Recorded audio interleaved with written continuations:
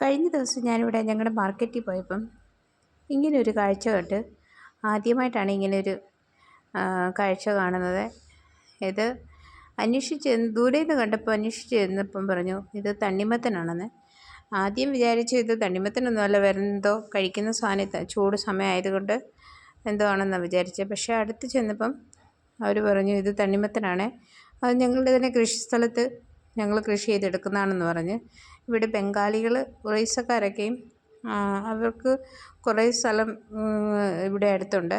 അന്നേരം അവരുടെ കൃഷി സ്ഥലത്തു നിന്ന് കൃഷി ചെയ്ത് കൊണ്ടുവരുന്ന മിക്കവാറും പച്ചക്കറികളാണ് നമ്മുടെ ഈ മാർക്കറ്റിലൊക്കെ കൊണ്ടുവരുന്നത്. അന്നേരം അവർ അതുപോലെ തന്നെ കൊണ്ടുവന്നതാണ് ഈ ഒരു സാധനം.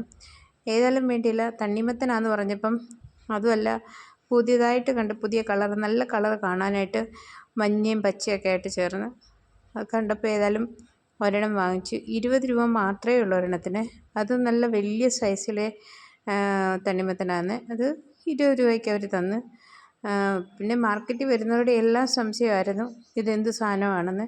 മിക്ക പേരും വന്ന് ചോദിക്കുമായിരുന്നു ഇതെന്ത് സാധനമാണെന്ന്.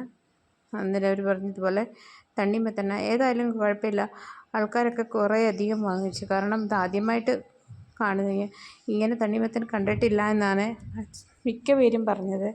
അതുകൊണ്ട് ഞങ്ങൾ ഒരെണ്ണം വാങ്ങിച്ചു 20 രൂപയ്ക്ക്. ഏതായാലും അതൊന്ന് മുറിച്ച് കഴിച്ച് നോക്കി. വളരെ ടേസ്റ്റാണ്. നമ്മൾ സാധാരണ വാങ്ങിക്കുന്ന തണ്ണിമത്തനെക്കാട്ടിലും നല്ല ടേസ്റ്റും അതുപോലെ നല്ല മധുരവുമായിരുന്നു. സൂപ്പറാണ്. നിങ്ങൾ ഇതുപോലൊക്കെ കഴിച്ചിട്ടുണ്ടോ? നിങ്ങൾ കണ്ടിട്ടുണ്ടോ ഇതുപോലത്തെ സൈസിലുള്ള?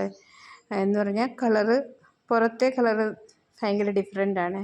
തീർച്ചയായും നിങ്ങളുടെ അഭിപ്രായം അറിയിക്കും.